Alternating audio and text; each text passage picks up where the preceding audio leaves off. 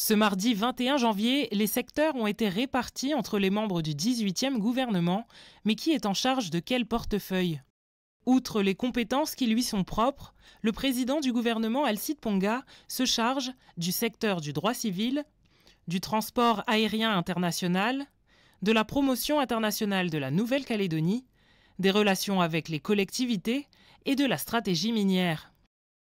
Du côté des 3 autres membres de l'intergroupe Les Loyalistes Rassemblement, Christopher Gigès devient porte-parole du gouvernement.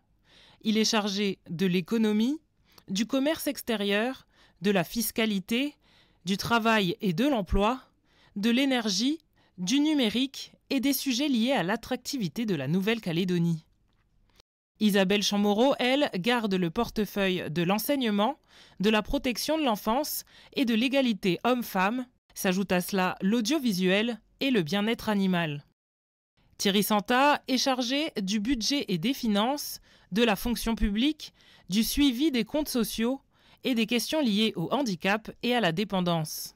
L'élu Calédonie Ensemble, Jérémy Catidjo-Monnier, reprend l'intégralité de son portefeuille et gère le secteur de la transition écologique et du changement climatique, du développement durable, de la biodiversité, de la gestion et de la valorisation du parc naturel de la mer de Corail, mais aussi de la politique de l'eau et de la transition alimentaire. Petelo Sao, membre de l'éveil océanien, se charge des secteurs de la construction, de l'habitat et de l'urbanisme, du patrimoine immobilier, de l'innovation technologique de l'administration, de la modernisation de l'action publique ou encore de l'évaluation des politiques publiques. Du côté des 3 autres membres indépendantistes, Gilbert Thuyennon est chargé du transport terrestre, de la prévention routière et du suivi du fonds Nickel.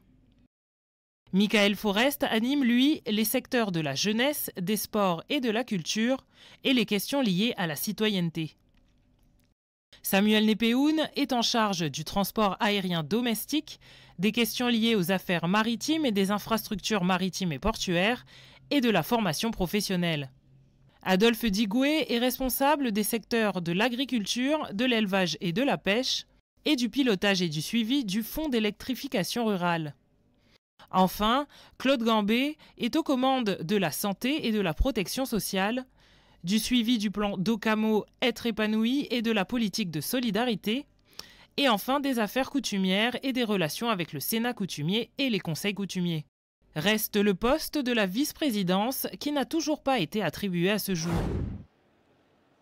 La campagne d'inscription scolaire a commencé lundi à la mairie de Koné. L'an dernier, près de 800 élèves étaient inscrits. Cette année, l'exécutif compte retrouver la moitié, voire davantage d'écoliers dans les bus.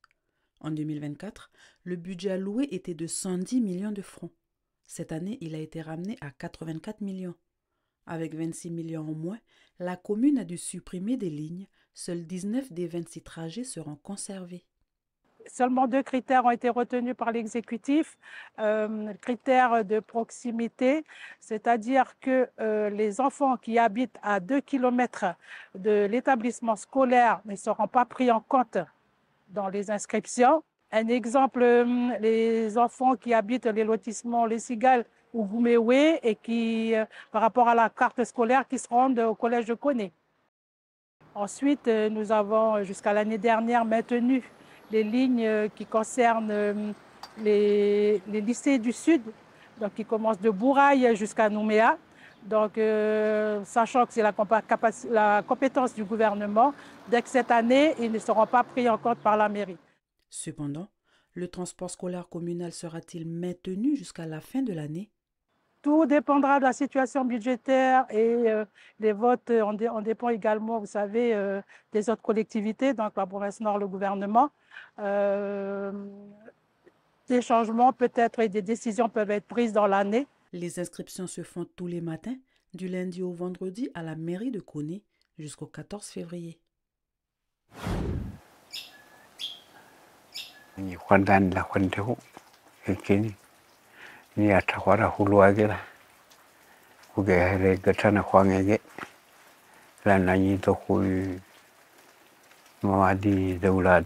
À la tribu de Djoulou, Chassiekaz répond à cette enquête menée depuis l'année dernière par l'Académie des langues kanak sur la vitalité et la transmission des langues dans les 100 foyers choisis par l'ALK.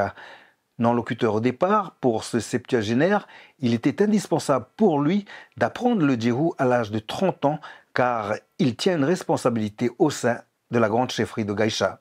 Quand on est responsable de là où on est, la grande chefferie, il faut donner des paroles, mais juste, et puis toujours des paroles fortes. C'est pour eux aussi. C'est pour ceux qui vont recevoir la parole. C'est ce que je souhaite, que quand il faut parler dans un bon sens. Parlé par plus de 15 800 locuteurs, le djihou est l'une des principales langues kanak en Nouvelle-Calédonie. Malgré son statut de langue majoritaire, sa transmission aux nouvelles générations est de plus en plus menacée. S'il n'y a plus de langue au Djihou, et puis il n'y a plus de Djihou chez nous, les gens de l'île de Djihou. Et on est où? On va où? Alors, il ne faut pas laisser le Djihou mourir. Il faut la vivre et puis la faire vivre. Et quelle langue parlez-vous le plus souvent à la maison? Djihou, français ou autre? Oui. Le plus souvent à la maison. À la maison, on parle plus le djihou. Des fois, quand il y a les enfants, les petits, on parle français parce qu'ils ne comprennent pas le djihou. En fait, on a observé depuis quelques années que la jeune génération parle plus la langue française que le djihou, d'où le questionnement de qu'en est-il de la transmission de la langue dans les foyers. Mais le travail doit se faire aussi par les locuteurs déjà chez nous. Avant même l'école, l'école c'est un complément. Il va venir compléter, comme l'académie et d'autres acteurs qui travaillent sur la langue, mais on doit tous commencer d'abord dans nos foyers, à la maison. Cette enquête menée par l'Académie des langues kanak demande d'être élargie sur l'ensemble de l'île et souhaite davantage l'implication d'autres partenaires pour lutter contre le recul des langues kanak au profit du français dans les foyers. C'est dans la tribu de Guapin à Poya que le stage de foot a débuté dès lundi pour les enfants de la commune. Là, regardez, vous avez un atelier avec les cerceaux, un atelier là-bas avec les plots, un atelier avec le petit but et un atelier avec le grand but là-bas. Après, on va démontrer pour chaque atelier. OK? Travailler son adresse, sa précision ou encore sa vitesse, les exercices proposés permettent à la caserne d'enfants présents pour cette session de se dépenser tout en s'amusant. Là, on est à Guapin. Et puis, on fait le football. Le matin, on fait les entraînements. Après, l'après-midi, après manger, on fait le match. J'aimerais bien être joueur de foot, moi. Et donc, cela, ça te sert de faire les entraînements avec Léon? Oui. Je peux faire du foot dehors de la maison. Et ça te fait du bien? Oui. Allez Yori, regarde bien Yori, regarde bien avant de tirer. Attention, gêne pas. Ah, dommage. Organisé par la commune de Poya et le groupement d'employeurs Nord Sport et Loisirs, cette semaine entre dans le cadre des stages vacances d'été. L'objectif de proposer des stages sportifs pendant les vacances, c'est de faire sortir un peu les jeunes des maisons, qui soient sans arrêt derrière les écrans, surtout ça. Et aussi, comme ça, ils s'apprennent à se connaître. Parce que là, on a des jeunes qui viennent de Koumak, qui intègrent le stage vacances ici à Poya. Et comme ça permet à d'autres jeunes de se connaître. Et comme ça, demain ou après-demain, quand ils vont dans d'autres communes, ils connaissent déjà d'autres jeunes sur place.